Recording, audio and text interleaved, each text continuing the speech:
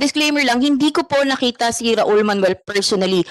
However, ako po, kasama ko po si Eric Casilaw sa Sitio Balacayo, Barangay Namnam, San Fernando, Bukidnon. Kami po ang nag-facilitate ni Raul Manuel, kasama si Daniel Deliosa, kasama ni Kurt Russell Sosa, kasama ni Angeli Fortich, basta marami silang kasama. 16 of them, noon, ako po yung may hawak ng recommendation letter nila.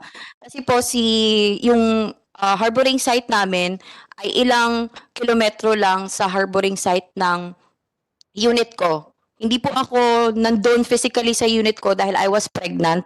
So doon po ako sa regional headquarters pero napakalapit lang po namin sa kanila. So I facilitated them. Una, natulog sila sa UCCP Haran, and then kinabukasan, doon sila dumaan sa barangay San Jose sa San Fernando, Bukidnon. Tama ba ko, di ba? Oh. Tapos dumaan sila sa Salog River. I-explain ko saan sa dumaan, baka sabihin niya hindi ko alam. Sa Salog River, and then after how many days? 5 days, nakarating sila sa range ng Sitio Bolo, Barangay Daguhoy, Talaingod, Davao del Norte. So umabot sila siguro ng siguro 2 weeks. Ang iba kasi deployment na eh. For example, si Kurt na deploy na siya sa ibang area. Yung iba 2 weeks hanggang 1 month na nagstay sa unit namin mismo. At may mga kasamaan po ako na wala dito na they can attest na Raul Manuel is there. So, what does that make of Raul Manuel? He is a member of the Communist Party of the Philippines, but he is not a member of the New People's Army. So, member siya ng Communist Party of the Philippines. Very Yes. clear. Coming from you, baka sabihin ni Manuel na tuturuan kita. No student ka ngayon, di ba?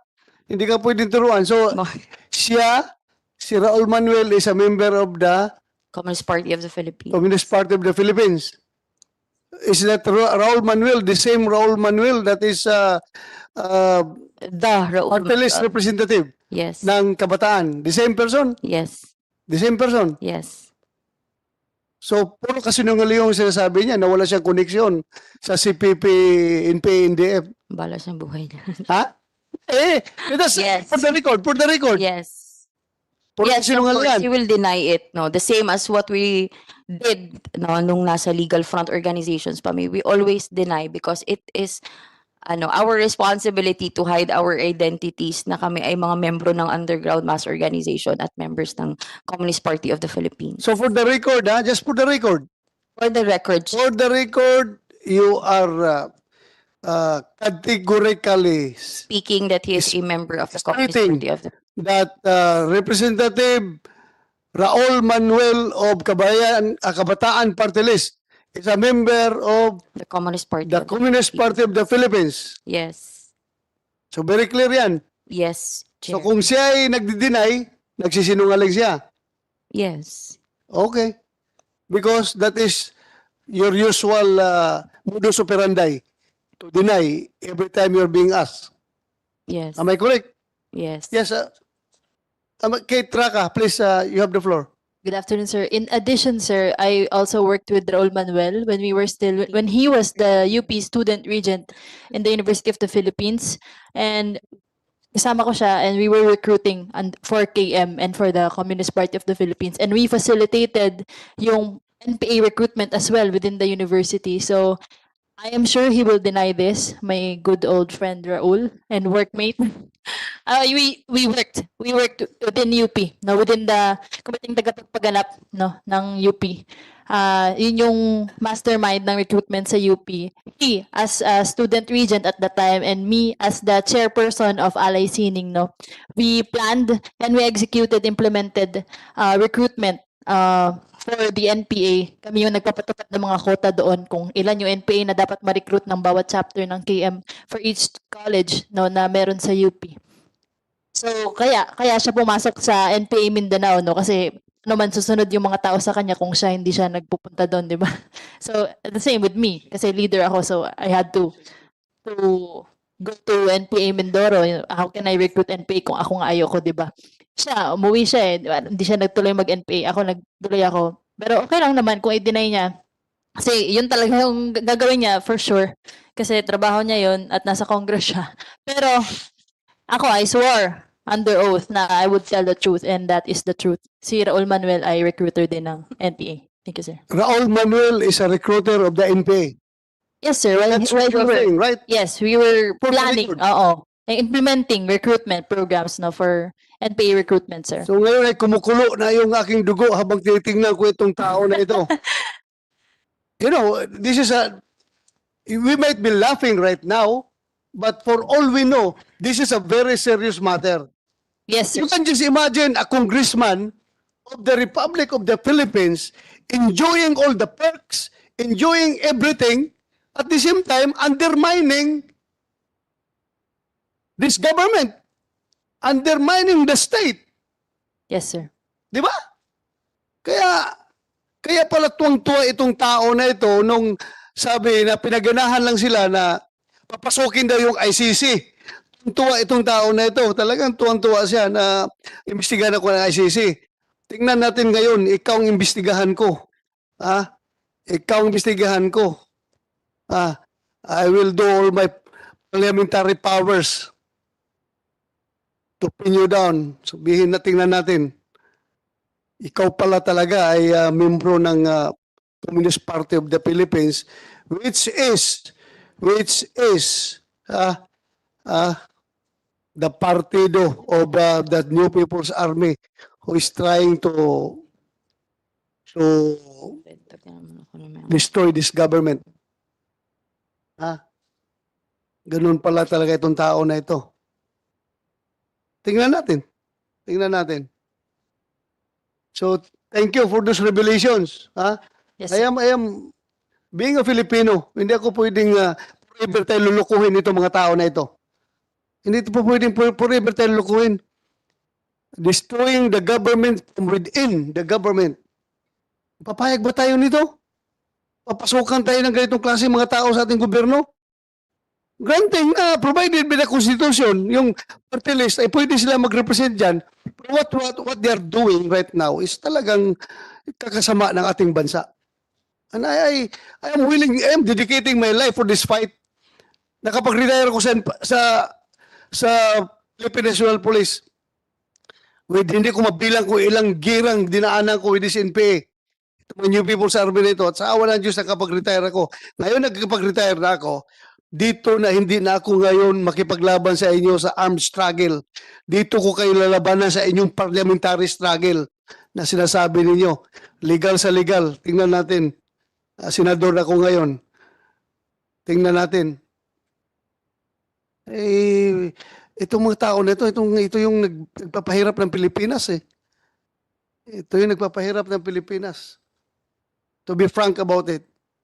Sabihin man ninyo na sinira ko yung parliamentary courtesy. But my love for this country is above and beyond parliamentary courtesy. To be frank about it. Kumukulo ang dugo ko, nakikita ko itong patawa-tawa, pa-smile-smile. Oh. Yung pala'y, anay pala ito nagsumisira ng ating lipunan.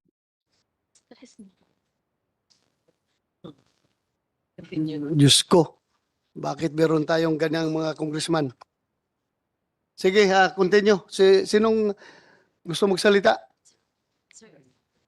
Ha? Hindi pala tapos. Sorry, nakalimutan ko. Na-high blood kasi ako eh. Sige, pasensya ka na. Continue, please continue. High blood na din ako sa joke. So yun po, no, lumabas sila and then after that, sila lang po yung sila po yung mga, yun nga, napakarami kong sinabi kanina mga estudyante, nagpapakita lang po yun, napapatunay lang yun, no, it's an objective basis na may efforts talaga, napakalaki talaga yung efforts ng CPP, NP, NDF na mag-recruit po sa mga kabataan. Kasi sila yung nagiging second liners para maging politiko and military cadre. Hindi mo natanong si Raul Manuel na Ano kaya, sir, kung ikaw na lang mag-armas, lumabang ka doon sa bundok, bakit kami pang nire-recruit ninyo? Hindi nyo sabihan yan. Nauna po kasi ako sa kanya. Nauna ka sa kanila. Nauna ako sa kanya. Ibig sabihin, mas senior ka sa kanya. Opo. Ah. Thank you, thank you. Ang mga kabatch niya po si Kate Raka. Kaya si Kate po yung kanina nag-explain regarding kay yung mas malalim na participation ni Raul Manuel. You mean to say, kabats mo siya? Yes, yes, sir. We were, magsabay kami nag-student council, and nung naging student regent siya sa UP, I was also operative ng CPP sa UP. So parehas kami nag-ooperate under the same committee. And then, actually, bago ako mamundok, ay nagpaalam ako sa kanila. Sabi ko, Raul, mag-NPA na ako sa Palawan. Paalam lang ba? As a friend. Tapos, kasi, baka ma-convince ko siya na mag-NPA din. And he told me na he's planning to be a part of the Congress sa KPL. So, we went our separate ways, but we had the same goal, no? Recruitment pa rin, no? Bigger pool for the NPA. So, ito si Raul, hindi niya choice. Hindi niya choice mag-NPA. Pero, he's part of the body na nagre-recruit for the NPA. So, there's that truth na kasama ako at yung iba pang mga kabataan na sumunod sa akin ay recruited under the influence of the same party list, sir. Kasi yung Anak Bayan, Alay Sining, LFS, sila yung organizations na founding organizations ng Kabataan Party List. Anak Bayan, League of Filipino Students, Alay Sining, and other organizations na affiliated sa left-wing Red. No, yan yung youth, no, ay founding members ng Kabataan Party List. And it's true na under their influence, no, ay maraming batang nare-recruit into the NPA. And I was one of them. Si Raul, siguro mas masaya sa Congress. So, talaga mas masaya doon. Masaya siya doon. But anyway, yun nga, grabe palang ginagawa itong mga tao na ito. With your revelations, I would like to thank you. With your revelations, the more na I am emboldened to move for the, kung pwede lang, i-scrap yung party list system na yan para mahinto na yung pakikialam ng mga CPP dito sa ating kongreso. Yan, nagiging free ticket nila yan yung party list system para pumasok sa kongreso. But anyway, since it is provided for in our constitution, wala na tayong magawa dyan. Ang habulin ko na lang na ma-amend itong party list system na itong mga makakaliwa na nagre-recruit ng kabataan papunta sa armadong New People's Army ay talaga maharang ito ng kumilik itong kanilang mga yung party list nila. Dapat maharang talaga ito. Hindi po pwede itong pabayaan natin ito. Talagang gagawa natin, hanapan natin para na ma-amend yung party list system law. I think I would like to solicit the support of my very good friend here, colleague Senator Tolentino, na maayos natin itong party list system act na hindi na makapasok itong mga tao na sumisira ng ating lipunan. Totally agree, Mr. Chairman. Thank you, Senator Tolentino.